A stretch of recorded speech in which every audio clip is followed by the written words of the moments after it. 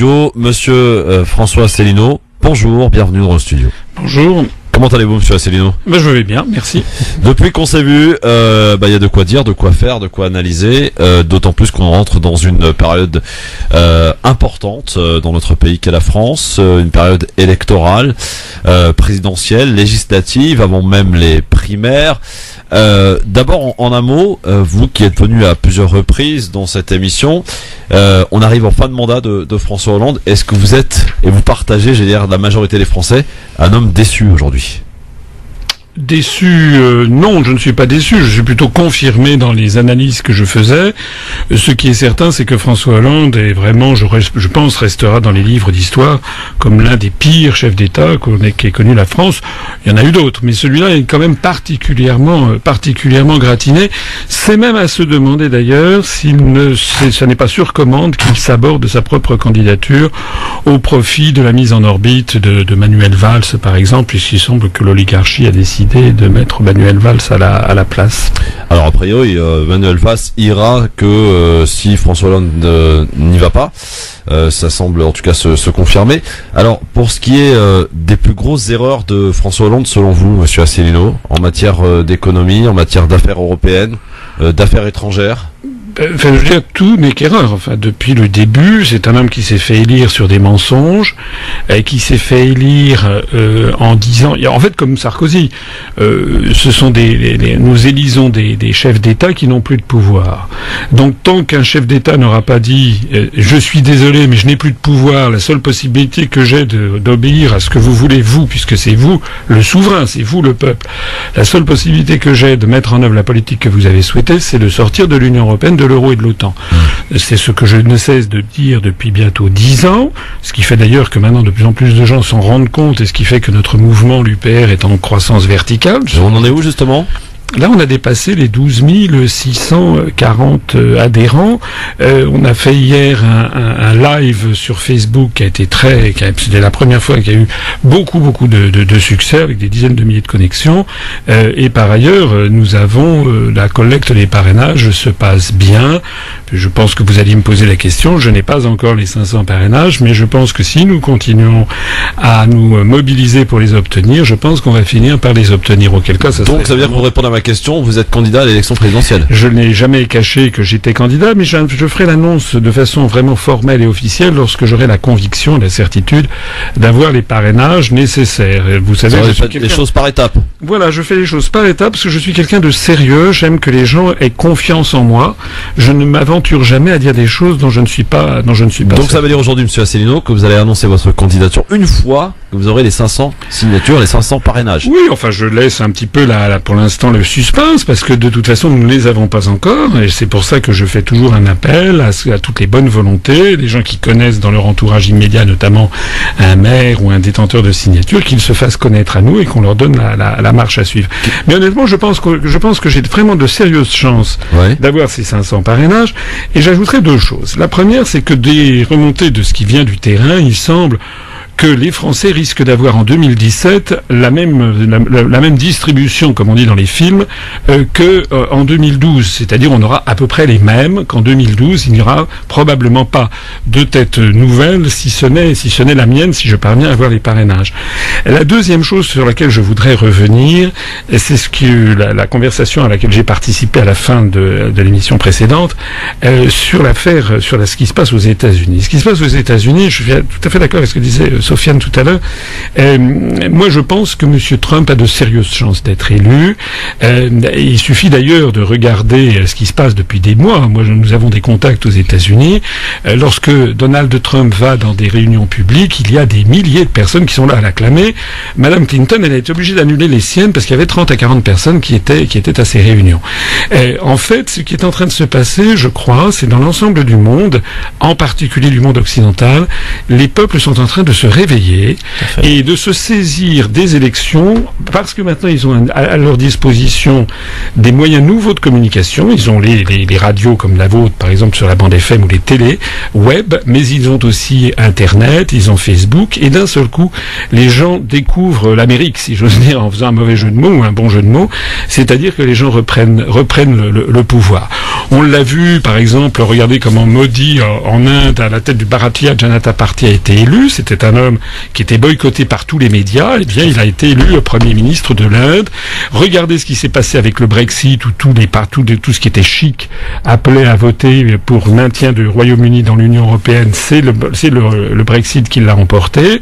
Et regardez ce qui se passe aux États-Unis, où alors là, je ne suis pas tout à fait d'accord avec ce que disait l'autre interlocuteur, Ousmane. Je pense qu'il y a une réelle différence entre Trump et surtout Clinton. la politique étrangère. Surtout en politique étrangère, mais même aussi en matière de politique intérieure. Ouais. Je ne suis pas un fanatique de Trump. Il dit des choses qui sont parfois assez scandaleuses. Il a tenu des propos très islamophobes, très misogynes, très ci et très ça. Mais faut pas s'arrêter non plus à ça.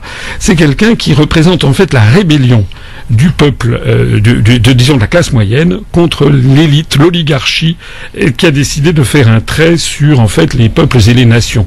Et donc il y a chez lui une volonté d'aller nettoyer les écuries d'Augias, comme il le dit, et il a un argument essentiel pour ça, c'est qu'il n'a besoin de l'argent de personne pour le faire. Ouais. Il a l'argent nécessaire. Voilà.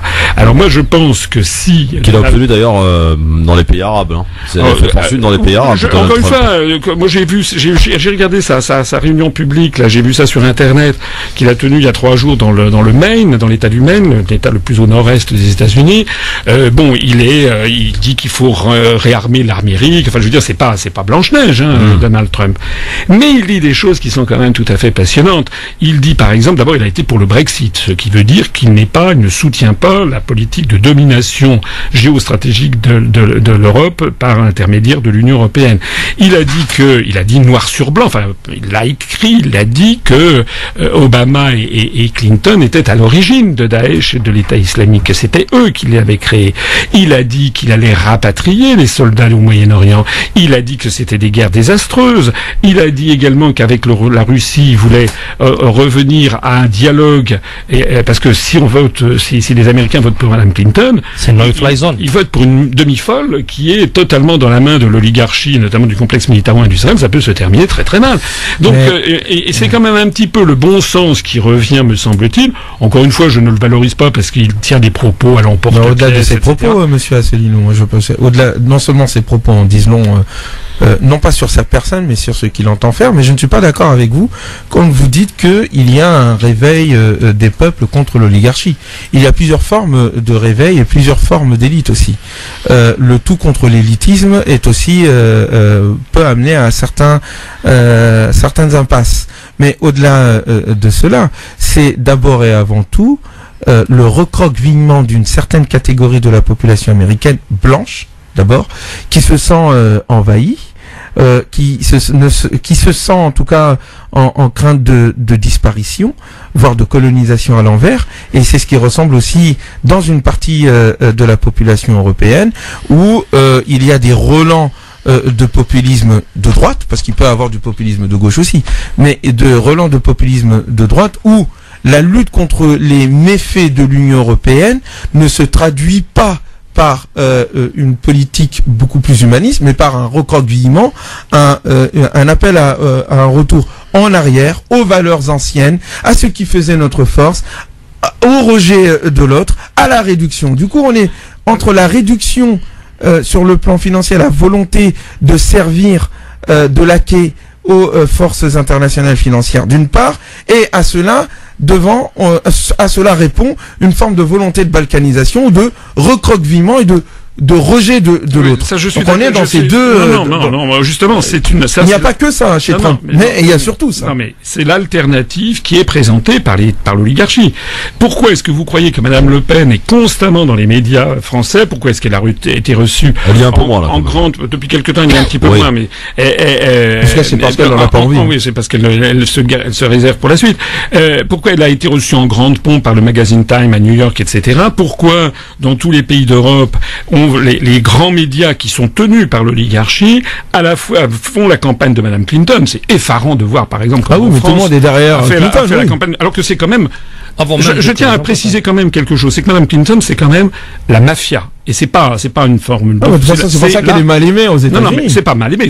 Nous avons affaire, parce que tout à l'heure, Sofiane citait la rouverture du dossier par James Comey et de l'FBI. S'il a réouvert ce dossier, c'est à mon avis parce qu'il a chaud aux fesses, parce que les sondages, les vrais, montrent que Trump a de bonnes chances de gagner.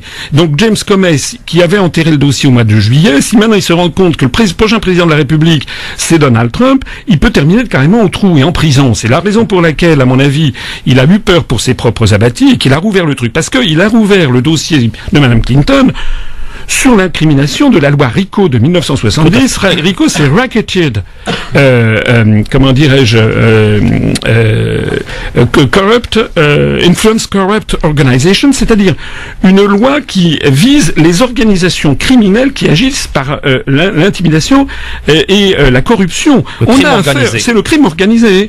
Donc, d'ailleurs, Madame Clinton a de sérieuses chances d'aller en prison si Monsieur Clinton. Alors, cette oligarchie mafieuse et criminelle qui a pris le pouvoir, là, a également mis la main sur les grands médias en Occident, et ces grands médias ont intérêt à faire croire à la fausse problématique que vous avez évoquée, à faire croire que si l'on n'est pas pour la destruction de tous les acquis sociaux, si on n'est pas pour l'abolition des frontières, ce serait à ce moment-là qu'on serait favorable aux chambres à gaz ou à quelque chose. Or ça, cette problématique-là, elle est fausse.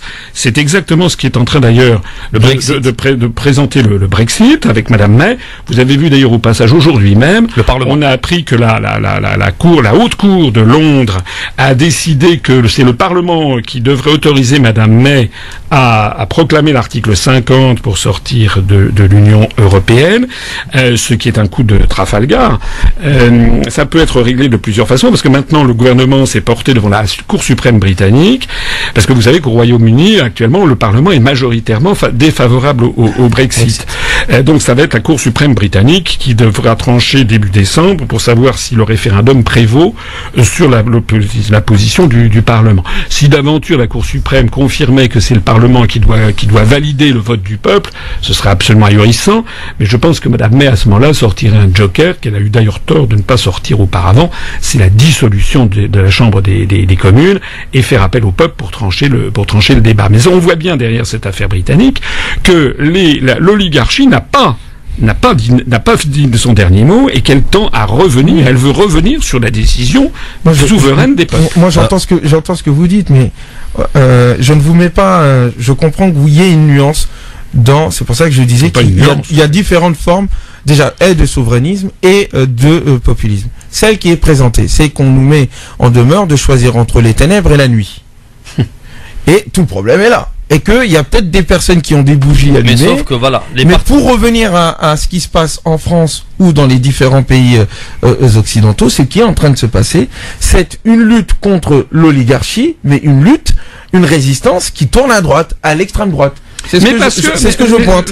Peut-être qu'il faudrait une alternative qui permette à donner une porte de sortie. Ah ben écoutez, intervenez, c'est d'ailleurs la raison pour laquelle... mais c'est pour ça que je vous tends le micro. C'est la raison pour laquelle on me tend une alternative qui permette de sortir par le haut. Sinon on peut sortir par le bas. Pourquoi est-ce que écoutez, l'UPR, notre mouvement, on a un site internet upr.fr. Depuis maintenant plusieurs semaines, il est devenu le site le plus consulté de tous les partis politiques français. Sans pub. Sans invitation, dans les grands médias. 1% des voix, 0,9%, on a fait 190 000 électeurs aux dernières élections régionales. Je pense que si je suis candidat, je pèse mes mots, je pense que je vais faire la surprise des élections de 2017. Ça sera moi, la surprise. Mais encore faut-il que je sois candidat. Or, tous les grands médias refusent de me donner la parole. C'est quand même hallucinant. Et on a saisi le Conseil supérieur de l'audiovisuel, le CSA. Qui vous a répondu ? Qui nous a encore une fois répondu de façon dilatoire, du style c'est très intéressant ce que vous dites, on va réfléchir. Bon, mais qui est le président du CSA ? C'est Monsieur Schramek. Monsieur Schramek est l'ancien directeur de cabinet de Jospin. Est-ce que vous imaginez ce que l'on dirait si, par exemple, en Russie, l'organisme chargé de l'égalité d'accès des forces politiques aux grands médias russes était un proche de Poutine ? On en ferait des gorges chaudes. c'est pourtant exactement la situation qui se passe en France. Et si l'on veut attaquer les décisions du CSA, il faut se porter devant le Conseil d'État. Mais monsieur Schrammeck est membre du Conseil d'État. Donc c'est le serpent qui se mord la queue. C'est absolument hallucinant la situation dans laquelle, c'est une honte, la situation dans laquelle se trouve la France. Alors on va continuer ensemble cet entretien, François Asselineau. On a un peu parlé de tous les sujets. J'avais prévu quand même qu'on parle un peu de l'actualité française avant d'en venir à l'Europe et ensuite à quelques dossiers chauds de l'actualité internationale. Donc les États-Unis, c'est bon, on en a parlé, on a compris en tout cas votre vision. En quoi, et c'est ma question que je vais vous poser et à laquelle vous allez répondre juste après la pause, en quoi la candidature de François Asselineau ou l'éventuelle candidature à l'élection présidentielle apportera de neuf, de novateur dans cette vie politique française? On attend votre réponse dans un instant. À tout de suite. France Maghreb 2, France Maghreb 2. Merci d'être avec nous sur France Maghreb 2 dans cette émission Le Grand Forum jusque 18h30 avec notre invité monsieur François Asselineau, président du mouvement qui s'appelle l'UPR. Je vous posais la question avant la pause, François Asselineau, en quoi votre candidature éventuelle à l'élection présidentielle, en quoi votre mouvement, votre voix portera une nouveauté dans la vie politique française. Quand je dis nouveauté, c'est changer de tout ce à quoi on a le droit depuis de nombreuses années maintenant, si on remonte quelques années en arrière. Eh bien, si je suis candidat, d'abord, ça sera une immense surprise pour l'oligarchie. Parce qu'actuellement, pourquoi je ne passe pas dans les très grands médias? Parce qu'ils pensent qu'en m'empêchant d'être connu sur toutes les télés, toutes les radios, je ne pourrai pas avoir les parrainages. On rira bien qui rira le dernier. Deuxièmement, si j'ai les parrainages, si je suis candidat, je serai le seul candidat, très probablement, à avoir eu ces parrainages contre justement la domination des grands médias. Voilà, je suis un peu, on parlait tout à l'heure de Trump. Trump disait qu'il a 93% des médias contre lui. Moi, j'en ai 100%. Des grands médias, pas des petits médias ou des médias régionaux. Heureusement, maintenant, des journaux locaux me donnent la parole. Mais les grands médias, j'ai 100% contre moi.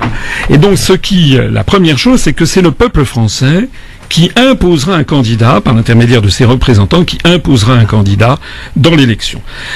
Il y a une raison pour laquelle je ne suis pas, on ne me rend pas public dans les grands médias. Quelle est cette raison? Je suis le seul à ne pas avoir fait une alliance faustienne, comme je dis, avec le diable. C'est-à-dire que je suis le seul qui considère que nous devons faire prévaloir la démocratie, démo ça veut dire le peuple, le pouvoir du peuple. Je suis le seul qui prenne, qui fait un programme, qui réfléchisse en permanence à ce que veut, ce que je crois, ce que je pense, à ce que veut le peuple français. Moi, je ne suis pas en Goldman Sachsocratie. Voilà. Tous les autres candidats, de Madame Le Pen jusqu'à l'extrême gauche, ils refusent de dire qu'il faut sortir de l'Union européenne, de l'euro et de l'OTAN parce qu'ils savent que si jamais ils disaient ça, il leur arriverait le même sort qu'à moi. Donc, ils considèrent que leur patron, ça n'est pas le peuple français, ils considèrent que leur patron, ce sont les 10 milliardaires qui tiennent les grands médias. Voilà. Ils ont donc tous fait cet accord, et l'histoire britannique dont je parlais tout à l'heure, doit prêter à réflexion. Hein, ça c'est très important. Comment dirais-je, il y a des gens qui disent, mais on va avancer masqué, et puis après ça on verra bien. Madame Le Pen, elle dit, voilà, je vais renégocier les traités, puis éventuellement après je ferai peut-être un référendum ici et ça. Il faut bien comprendre que si un chef d'État ne se fait pas élire d'emblée sur un programme d'une extrême clarté, sur le programme avec le soutien de plus de 50% des Français pour sortir de l'Union européenne, de l'euro et de l'OTAN, tout autre responsable politique qui aura été élu n'aura pas la légitimité pour s'opposer à l'oligarchie. Voilà. Je suis le candidat contre l'oligarchie, je suis le candidat qui veut rendre à la France sa liberté et sa souveraineté. Alors maintenant, on va voir moi je suis le candidat du Frexit, le triple Frexit. On va voir maintenant ce que va faire le peuple français. Excusez-moi, monsieur Asselineau, quand on entend un peu le programme du Front National, vous disiez qu'il parlait plus de l'article 50 de sortie de l'Union européenne. Maintenant, on entend de plus en plus monsieur Philippot, qui est l'homme le plus médiatisé des hommes politiques français, parle de cet article 50 pour sortir. Oui, monsieur Philippot parle de cet article, mais madame Marion Maréchal Le Pen dit qu'il faut rester dans l'euro, et puis monsieur Louis Alliot est pour une autre Europe, et puis le Gilbert Collard, il est pour encore autre chose, et puis madame Le Pen, en fait, c'est la cour, c'est l'auberge espagnole, le Front National, ils font ça exprès. Ils font ça pour semer le trouble, pour que les gens n'y comprennent rien. Mais comme je vous l'ai dit, Madame Le Pen, dans son programme, regardez ce qu'il y avait sur sa profession de foi en 2012, elle n'évoquait même pas la question de l'Union européenne, ni de la sortie de l'euro. Donc, quelqu'un qui serait élu sur des ambiguïtés n'aurait pas la force politique de mener la sortie de l'Union européenne. Monsieur Asselineau, est-ce que vous pensez que la question numéro 1 au niveau de la population française aujourd'hui, est-ce que c'est une question économique ou une question sociale? Parce qu'on essaye de mettre le social, comme disait Buisson. Voilà, Monsieur Buisson parlait qu'on n'avait plus les hommes politiques, vu que tous les pouvoirs sont en Union européenne, il n'y a plus de réponse économique. Et aujourd'hui, il n'y a que des questions sociales. Et on voit au niveau de tous les débats des primaires ou autres, on parle surtout de l'identité, de l'immigration, de l'islam en France, de l'islam de France. On voit qu'il y a une fixation. Est-ce qu'on peut avoir votre avis sur déjà ce climat et vos propositions concernant cette question sociale? Moi, je pense, je l'ai dit, je l'ai redit. Par exemple, l'été dernier, sur l'affaire du Burkini, moi, je n'ai pas pris du tout la parole parce que j'ai considéré que c'était un débat qui avait été lancé sciemment pour semer la zizanie entre les Français et pour faire ce qu'on appelle, au sens fort du terme, une distraction, c'est-à-dire distraere en latin, c'est-à-dire faire sortir du vrai, le vrai débat. En France, c'est que les Français ne sont plus maîtres chez eux parce que leur pouvoir a été pris par la Commission européenne à Bruxelles, la Banque centrale européenne à Francfort et l'OTAN depuis Washington. Et pour camoufler ce vol, eh bien, en permanence, on ne cesse que de chercher un bouc émissaire. Et le bouc émissaire, eh bien, il est tout trouvé, c'est les musulmans. Et on les présente à l'affaire des migrants, enfin ce qu'on appelle les migrants qui ne sont jamais que des réfugiés de guerre d'ailleurs. On s'attaque aux conséquences. Alors c'est vrai qu'en France, il y a beaucoup de gens qui ne sont pas satisfaits, d'ailleurs on peut les comprendre, de voir débouler, si vous voulez, des quantités de pauvres gens déboulant venant de Syrie, venant d'Afrique, etc. Surtout voulant partir en Angleterre et on les empêche. Voilà, alors c'est vrai que les gens ne sont pas satisfaits. D'ailleurs, dans aucun pays du monde, les gens ne seraient satisfaits d'une pareille situation, soit dit en passant. Mais pourquoi? Qui est derrière ceci? Nous sommes le seul mouvement politique qui, avant de taper sur les conséquences, on recherche les causes. Quelles sont les causes? Qui a déstabilisé les pays du Moyen-Orient? Qui a déstabilisé la Syrie? On retombe sur la mafia dont je parlais tout à l'heure, l'organisation criminelle de Clinton et compagnie. C'est de ça qu'il s'agit. Donc nous, on dit ces questions sociales. Écoutez, chez nous à l'UPR, on a des Français de tous les horizons qui viennent, et notamment on a beaucoup de Français justement d'origine maghrébine. D'après j'ai pas fait de statistiques, ça serait d'ailleurs illégal, mais d'après les noms et les prénoms, on a à peu près 12 à 15% de nos adhérents qui sont des Français d'origine maghrébine, ce dont je me réjouis. Et tous les Français, on a également d'ailleurs des Français d'origine, ce qui est très très rare, d'origine asiatique. C'est très rare parce qu'en général, on aura un nouveau placé alors. Ils ne font jamais de politique. On attire des gens de tous les horizons parce que les gens se retrouvent dans ce discours qui est un discours républicain, qui est un discours qui consiste à dire, avant de nous taper dessus, voyons déjà ce que nous avons le plus grand dénominateur commun entre nous tous, c'est notre liberté et notre souveraineté, notre indépendance nationale. Nous refusons d'ailleurs le terme de souverainiste parce que ça a un côté ridicule. D'ailleurs, on ne dit pas un parti est libertiste parce qu'il serait pour la liberté. Non, nous sommes un mouvement. Est-ce que vous imaginez qu'on ait dit par exemple que le FLN en Algérie est un mouvement souverainiste? Non. Ou que le Viet Cong est un mouvement souverainiste. Non, c'était des mouvements de libération nationale. Et la situation, l'histoire, elle est assez curieuse. Elle est pleine de ruses, l'histoire. La France est en train de se retrouver dans la situation qu'elle a infligée elle-même, il y a plusieurs décennies ou siècles, lorsqu'elle a colonisé des autres États. Mais maintenant, c'est la France qui est victime de ce même phénomène. Elle est colonisée par une puissance qui ne dit pas son nom, qui s'appelle les États-Unis d'Amérique. Et nous avons donc nécessité de bâtir un mouvement de libération nationale. Si vous permettez, monsieur Asselineau, je vous remercie pour la clarté de votre propos et j'ai voulu vous écouter jusqu'au bout. Ce que je remarque dans votre propos, c'est que vous indiquez ce contre quoi vous luttez, et au fond, vous dites qu'il faut libérer la France. C'est déjà pas mal. C'est très bien. Mais il n'y a de liberté que lorsqu'on sait ce que l'on veut faire de cette liberté. Et donc, quelle proposition, et non pas seulement, réaction, quelle proposition faites-vous pour non seulement aider la France à sortir de la crise dans laquelle elle se trouve et qui effectivement réduit ses capacités d'agir, d'une part, et ce vers quoi vous voulez diriger ces capacités d'agir. Alors votre question est légitime. Je me permettrai de faire un petit parallèle qui vaut ce qu'il vaut, mais imaginez quelqu'un qui serait allé voir Charles de Gaulle le 19 juin 40 en disant, en général, j'ai écouté ce que vous avez dit hier, votre appel à poursuivre le combat à libérer la France des Allemands, mais ça c'est gentil, mais quel est votre programme par ailleurs? De Gaulle aurait dit, écoutez, chaque chose en son temps. Hein. Déjà, si vous voulez, le programme que nous avons qui consiste à faire sortir la France de l'Union européenne, de l'euro et de l'OTAN, ça n'est pas de la gnognotte, c'est quelque chose d'absolument fondamental. Non, mais ça n'a pas empêché le général de Gaulle et le Conseil national de la Résistance de penser pendant la guerre quand même l'après-guerre. Vous avez raison, ils l'ont fait en 43-44 et nous l'avons présenté en 2011. Donc je ne botte pas en touche. J'ai présenté un programme le 6 décembre 2011 qui est toujours valable d'ailleurs. C'est d'ailleurs le seul programme. C'est d'ailleurs le seul programme. On avait parlé ici. Qui soit toujours valable 5 ans après. C'est l'occasion. Alors je vais le représenter. Soyons honnêtes, je vais préciser un certain nombre de points, parce qu'il y avait certains passages, par exemple, sur la santé, sur l'éducation, qui méritent d'être sans doute un petit peu approfondis. Mais allez voir ce programme, et il y a des gens qui disent, mais c'est un programme d'ultra-gauche. Alors que moi, je viens plutôt de la droite, j'étais dans les cabinets sous Chirac, sous Juppé et Balladur. Bon, c'est pas un programme d'ultra-gauche, c'est un programme qui revient aux fondamentaux de ce qu'a fait le bonheur du peuple français dans les 30 Glorieuses. La France est un pays de modération. Nous ne voulons pas, ça ne marcherait pas en France, une société complètement collectiviste. Mais une société ultralibérale à l'américaine, ça ne peut pas marcher non plus, parce que les Français, nous sommes un peuple, comme dirait Emmanuel Todd, du point de vue anthropologique, nous sommes un peuple égalitariste, et puis on est un vieux peuple chrétien, et donc il y a tous les idéaux qui remontent au Moyen-Âge, avec une égalité entre les... Moi j'ai parcouru la France depuis 10 ans, bientôt, j'ai jamais vu de Français qui me disent, moi ce que je veux c'est la privatisation de la Poste.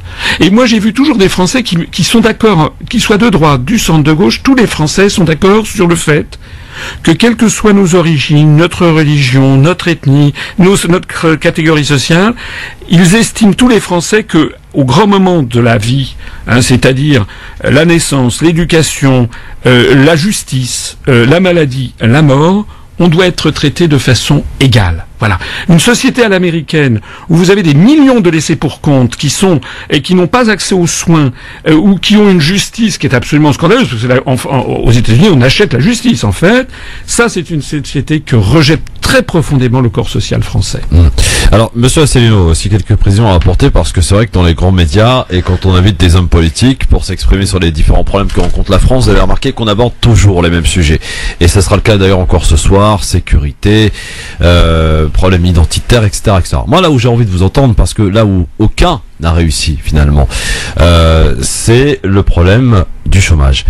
Quel est votre plan Marshall, j'ai envie de dire, pour essayer d'éradiquer, ou en tout cas de diminuer de façon considérable le chômage en France, et que on retrouve ce pays de ce plein emploi et de ces jeunes qui puissent accéder, ayant fait des études ou non d'ailleurs, à un emploi, ce qui pourrait être quand même la base pour tout être humain, enfin tout individu, j'allais dire en France, qui cherche du travail, qui a envie de travailler. Alors, c'est effectivement une bonne question. Ce qu'il faut savoir, et là je mets les pieds dans le plat, mais enfin c'est ma nature. Bon, ce qu'il faut savoir, c'est que pour l'oligarchie qui tire les ficelles, qui tient en fait les pays occidentaux, le chômage c'est bien. C'est pas mal, c'est bien. Parce qu'elle considère, ça a été théorisé avec un truc qui s'appelle le NAIRU, N-A-I-R-U, c'est un terme anglo-saxon, qui c'est Non-Accelerating Inflation Rate of Unemployment, ça veut dire le taux de chômage qui permet de ne pas avoir d'inflation. Parce que pour les gens qui nous gouvernent, c'est une rupture conceptuelle fondamentale par rapport à ce qu'il y avait dans les années 50-60 du XXe siècle. Dans les années 50-60, les dirigeants cherchaient honnêtement la baisse du chômage, jusque à parvenir, si possible, au plein emploi. Et on s'est aperçu que lorsqu'il y avait du plein emploi, ça favorisait bien entendu les revendications salariales, et ça favorisait évidemment on grignotait la part dévolue à la rémunération du capital par rapport au travail. Voilà. Donc il y a une révolution conceptuelle fondamentale qui a consisté à dire on va favoriser au contraire le chômage, on va d'ailleurs favoriser aussi l'immigration. Regardez ce qui se passe par exemple en Allemagne, Madame Merkel, elle se met à dos toute sa population, mais elle a en revanche le patronat qui est tout à fait favorable à ce qu'on voit arriver des gens qui vont être sous-payés parce que ça va peser sur les salaires de tout le monde. Et donc tout ceci, c'est en fait une lutte qui est entre les détenteurs de capitaux et puis le monde du travail qui se cache derrière. Votre proposition, M. Alors, nous, la proposition, premièrement, on sort de l'Union européenne. Ça veut dire que et de l'euro. Ça veut dire que l'euro, à la place on récupère le franc perdra, mettons, 10%. Est-ce que c'est possible concrètement aujourd'hui? Bien sûr, évidemment. Écoutez, vous avez des quantités de prix Nobel d'économie, Joseph Stiglitz qui dit, ou Paul Krugman qui dit que ceux qui s'en sortiront le mieux sont ceux qui sortiront les premiers de l'euro. Et même rappeler que la Grande-Bretagne était dans l'Union européenne, mais avec sa monnaie, la livre sterling. Alors elle avait sa monnaie, la livre sterling, mais là un peu spécifique, voilà. La Grande-Bretagne. Oui, écoutez, comment vous voulez demander à la France, qui est un des fondateurs de l'Europe, de quitter l'Europe? Ah ben ça, mais qu'est-ce que c'est que ça veut dire ça? En vertu de quoi, nous, il y a un article qui est l'article 50 du traité de l'Union européenne qui permet de sortir. Il n'est pas précisé que c'est réservé uniquement à ceux qui sont entrés l'année dernière. Ce qu'il essaye de dire, c'est que au niveau de... J'observe qu'on m'a pas laissé terminer mon propos. Mais en tout cas, ce qu'il essaye de dire, c'est que il ne parle pas de la possibilité ou pas qu'un pays sorte. Il parle pour la France et son imaginaire, entre guillemets, au niveau de son limite, en tout cas, c'est un horizon indépassable. Mais non, mais justement, je voulais comment convaincre la France? Justement, je voulais terminer par l'imaginaire parce que et faire le lien entre la sortie de l'euro et le chômage. Alors, reprenons les choses. Oui. L'euro, si on sort de l'euro, on aura un franc. Le franc perdra peut-être, mettons, et ça serait souhaitable qu'il perde, mettons, 10% par rapport au cours pivot vis-à-vis du dollar. C'est exactement d'ailleurs ce qui s'est passé au Royaume-Uni. Lorsque le Royaume-Uni a voté pour le Brexit, la livre sterling a perdu environ 10%. Qu'est-ce qui se passera? Il se passera qu'il y aura un renchérissement des importations, notamment des hydrocarbures peut-être, mais enfin qu'on pourra atténuer puisque vous savez que le coût de l'essence à la pompe, c'est énormément de fiscalité. Mais quand vous avez une baisse des importations, vous avez aussi une augmentation des exportations, puisque d'un seul coup, les produits français vaudront 10% moins cher. Quand vous exportez davantage, vous créez de l'emploi sur place. Parce que les exportations, c'est de l'emploi sur place. Les importations, c'est qu'on importe du travail.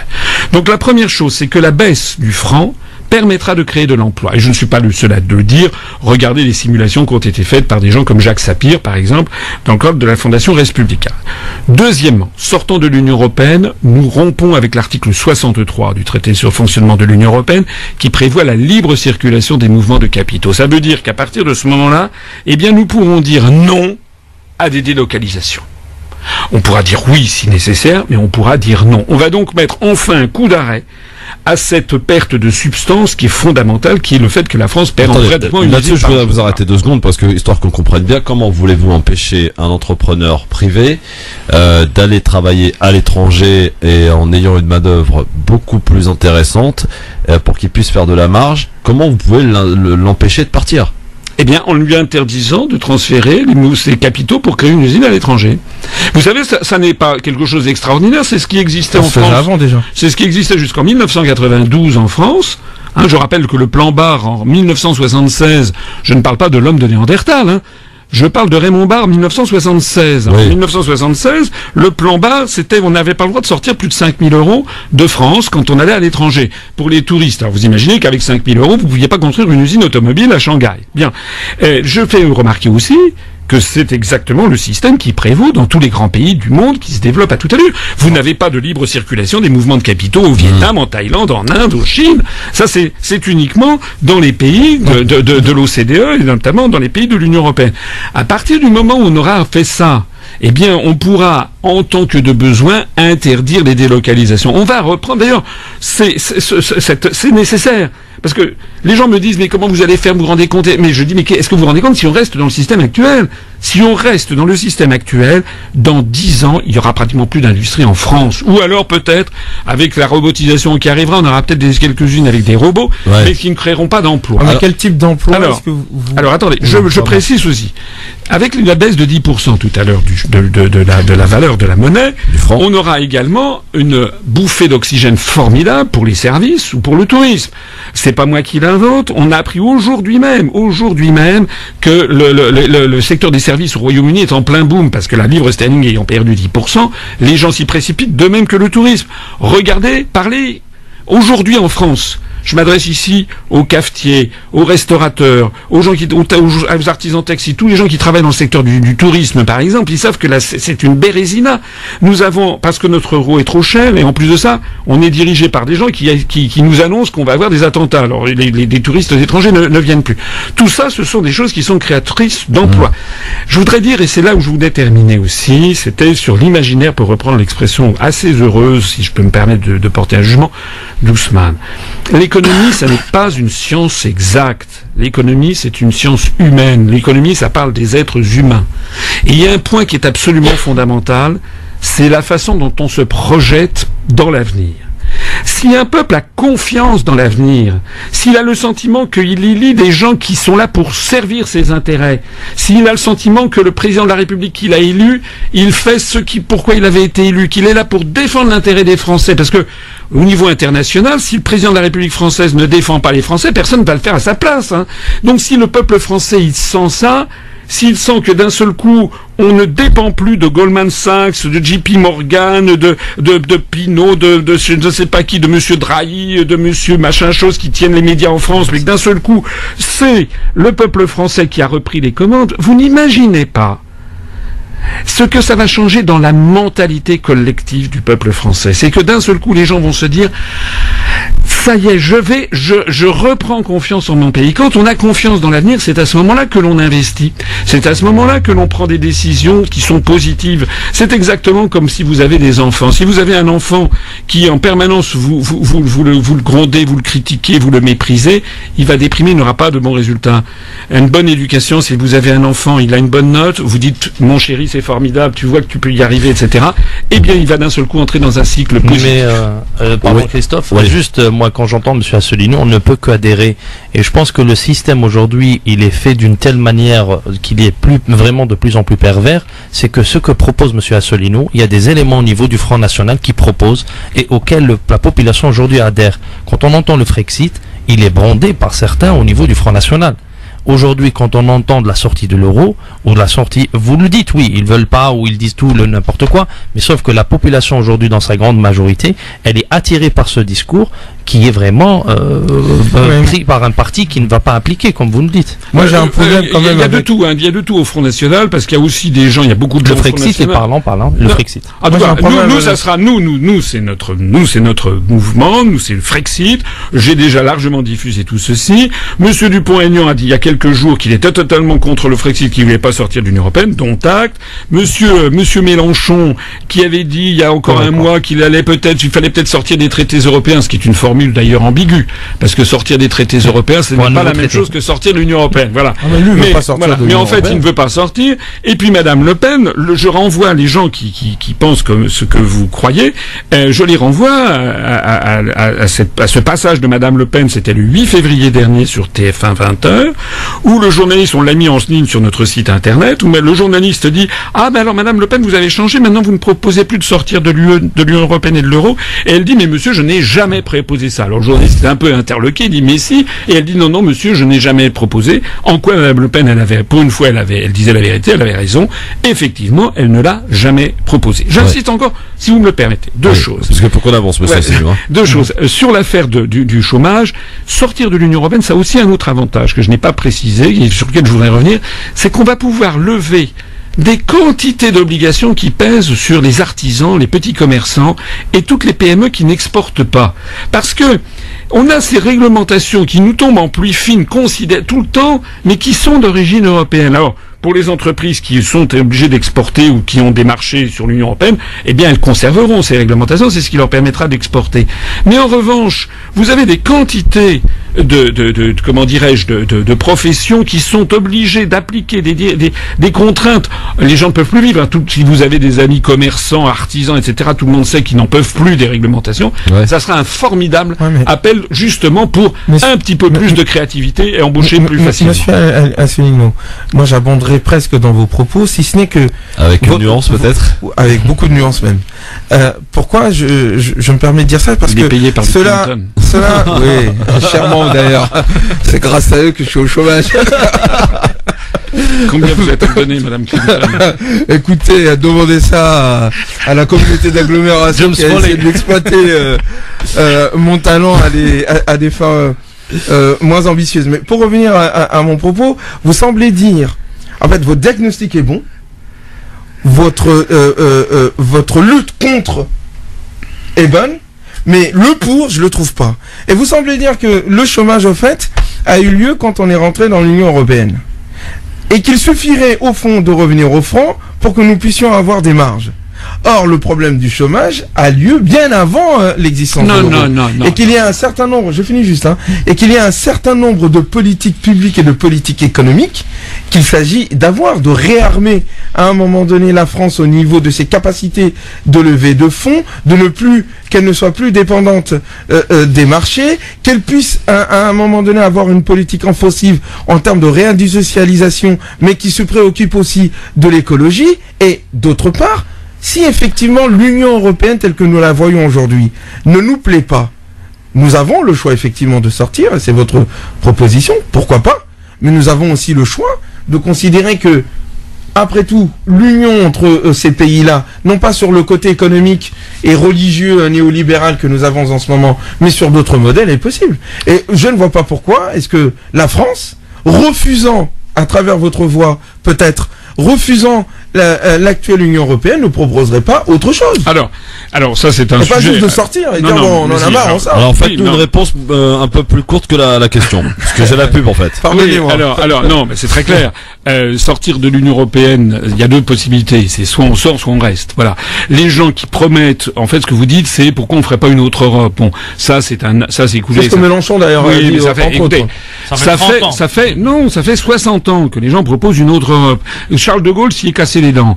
Il y avait pourtant que l'Europe des 6. Charles de Gaulle n'a pas sorti la France. Oui, je sais, mais parce qu'il n'avait pas les moyens pour la sortir. Surtout parce qu'il a vu qu'il y avait un intérêt. Non, c'est parce qu'il avait, il n'avait pas les moyens de le faire, puisque. Moi, je pense qu'il avait un intérêt. Non, le 15 mai 62, il a dit dans une conférence de presse que c'était les Américains qui étaient derrière. Il n'a pas dit ça, il a dit il y a un fédérateur extérieur qui n'est pas européen. Le soir même, il y a les 4 ministres MRP de son gouvernement qui ont claqué la porte. Il n'avait plus de majorité à l'Assemblée nationale. Oui. Et donc, pour avoir une majorité pour pouvoir gouverner, malheureusement, les communistes qui auraient dû faire alliance, à mon avis, avec les gaullistes, comme sous la Résistance, parce que c'était les deux grandes forces qui étaient patriotiques, eh bien, les communistes lui refusaient leur soutien. Donc, il était obligé d'avoir une coalition où il y avait les gaullistes, le parti gaulliste de l'Assemblée nationale, plus le MRP, c'est-à-dire les centristes. Et donc, il n'avait pas les moyens politiques de sortir de ça. En plus, c'était les tout débuts de l'Union, de la CEE. On n'était pas encore dans l'Union européenne. C'était encore le marché commun.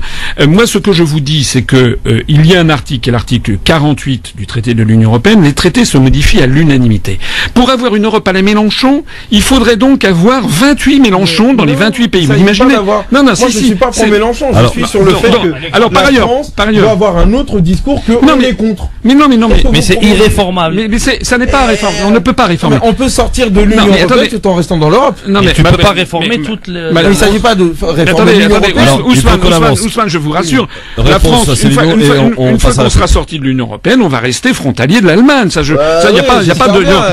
Non, mais je le signale. On va changer de planète. Voilà, on va pas changer de planète. On sera comme la Suisse. La Suisse, elle est frontalière de l'Allemagne et de la France. Attendez, j'ai pas répondu à la question. Oui, mais j'ai la pub. Moi, j'ai des impératifs. Je répondrai au chômage. Regarde chose sa réponse. Je répondrai parce qu'il m'a dit que le chômage était. Je reprendrai le chômage, mais allons-y pour la pub. Alors, on y va pour la pub. Votre réponse sur le chômage rapidement, et j'aimerais qu'on aborde 2 sujets avant. Il nous reste très peu de temps, donc on va essayer d'aller vite. D'accord ? À tout de suite. Je voudrais qu'on parle quand même de ce qui est important. On a parlé du chômage qui est très important pour tous les Français. Un autre sujet très important et que personne n'aborde. Comment vous allez faire pour, refaire naître ce vivre ensemble qui a quelque peu disparu. À tout de suite.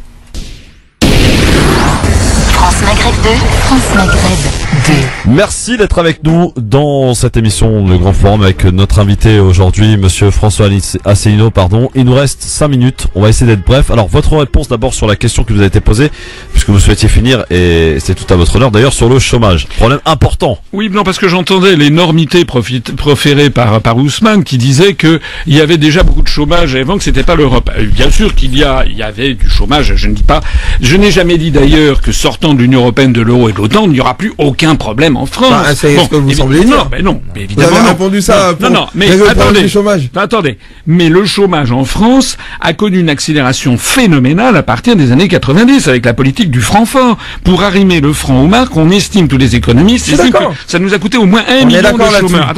Non, puisque vous disiez que l'Union Européenne n'était pour rien dans le chômage. Et j'ajoute que vous avez vu les statistiques. C'est la politique monétaire qui a quelque chose à voir dans le chômage. Les statistiques qui viennent de sortir montrent qu'au niveau européen, dans l'Union européenne, maintenant, il y a 23,8% de gens qui sont en dessous du seuil de pauvreté. On est d'accord sur le diagnostic. Et la pauvreté ne cesse de s'aggraver. Donc, je suis désolé, mais bien, je ne dis pas que si on sort de l'Union européenne, de l'euro, il y aura d'un seul coup plus de chômage. Je mentirais aux gens. Une bonne chose de fait. Mais on aura une décrue rapide du chômage qui d'ailleurs a été chiffrée par des gens comme Jacques Sapir, qui a fait tourner des modèles économétriques. On pourrait faire baisser d'au moins et assez rapidement, peut-être de 1 à 2 millions le nombre de chômeurs, excusez du peu. Ouais. C'est quand même fondamental. Alors, avec la même manière des statistiques actuelles, avec les mêmes chiffres. Oui, mais actuellement, les statistiques, par ailleurs, sont totalement sceptique avec votre proposition, je vous le dis tout de suite. Oui, mais c'est pas suffisant. Vous êtes payé par Madame Clinton. Oui, merci, mais ça répond pas à la question. Si, ça répond tout à fait à la question. Établir une politique économique sérieuse sur le simple fait de sortir d'une monnaie, c'est pas sérieux. Il faut à un moment donné, non seulement effectivement changer la monnaie ou sortir de cette monnaie si elle bloque, mais proposer aussi une politique économique. Rassurez-vous. Depuis tout à l'heure, c'est ce qu'on vous demande. Mais pas juste qu'il suffit de sortir de l'euro, c'est pas suffisant. Mais pas du tout. Quelle politique économique, industrielle proposez-vous pour la France du 21e siècle, qui permet de réarmer la France afin de l'aider à affronter les défis d'aujourd'hui? Une chose est absolument à cette question. Mais si, j'ai tout à fait répondu, c'est qu'à partir du moment où on sort de l'Union européenne, en tant que de besoin, nous ferons prévaloir nos intérêts nationaux. Par exemple, nous imposerons. Comment vous remplissez les carnets de commandes? Nous interdirons. Comment vous orientez la politique industrielle mais on remplira les et la politique économique? Quelle direction vous donnez? Attendez, vous me laissez parler ou mais non. Non seulement on discute. Non, on ne discute pas. Vous répondez pas à ma question. Non.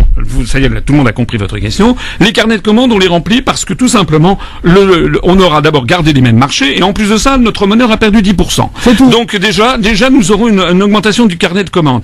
Deuxièmement, s'agissant des délocalisations, nous pourrons les interdire puisque nous contrôlerons les mouvements de capitaux. Troisièmement, nous aurons un formidable allègement des charges et notamment des charges administratives sur l'ensemble des PME et des artisans et des commerçants en France. Voilà des éléments qui sont tout à fait fondamentaux.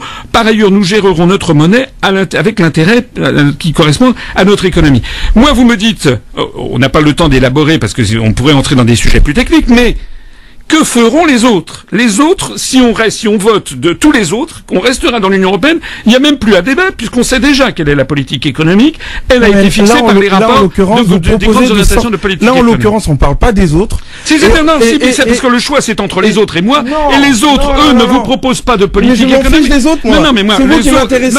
Quelle est votre proposition? Admettons, on est sorti de l'euro. Et je suis d'accord avec vous. On est d'accord sur le diagnostic que l'euro, ça marche pas. On est d'accord c'est déjà fondamental. Oui, on est d'accord. C'est pour ça que je vous demande.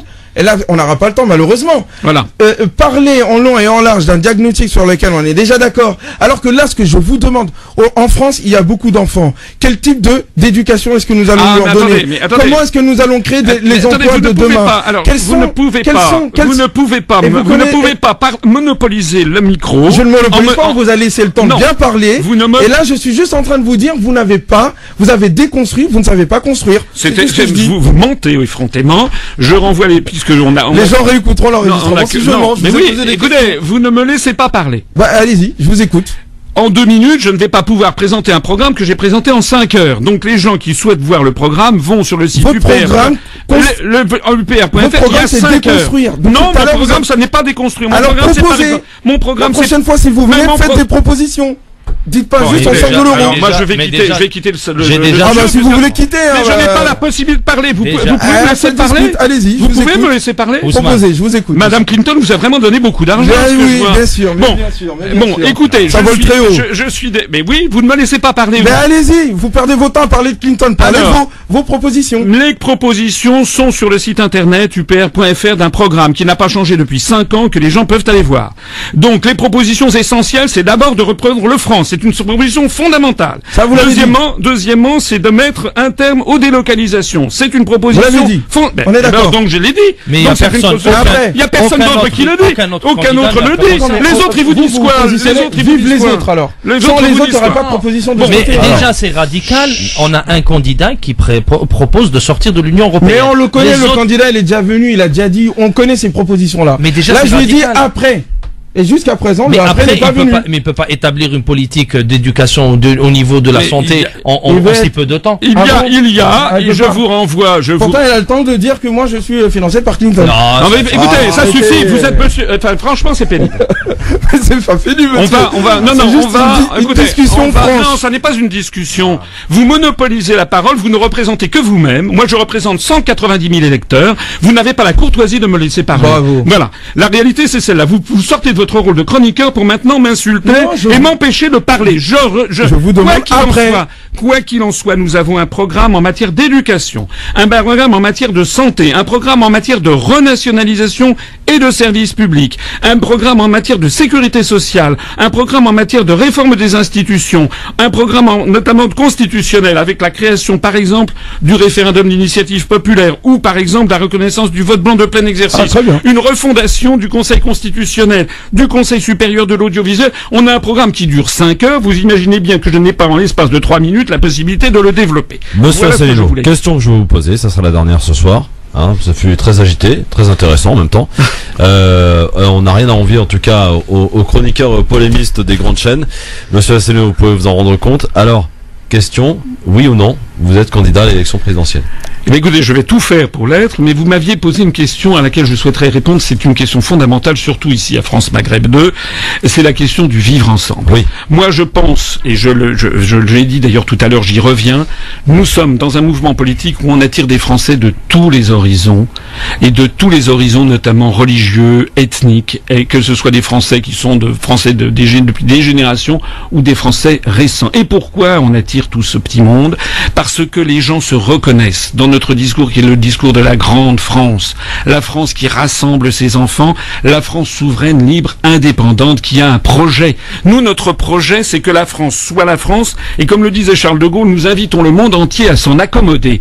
Nous invitons l'ensemble des peuples du monde, et en particulier les dirigeants américains, à s'accommoder du fait que la France, c'est le pays des hommes libres, et qui fera ce qu'elle entend de son avenir, notamment avec un État juste et régulateur. C'est ça qui est fondamental. À partir du moment, vous savez, où les Français verront qu'au niveau de l'État, au sommet de l'État, il y a quelqu'un de respectable, il y a quelqu'un d'honnête, il y a quelqu'un qui veut le bien de la nation et qui n'est pas là pour servir les autres et s'enrichir, d'un seul coup, vous verrez que les gens reprendront confiance et que le vivre ensemble se retrouvera tout naturellement. Les Français sont un peuple naturellement, un peuple qui est habitué au vivre ensemble. Merci, monsieur.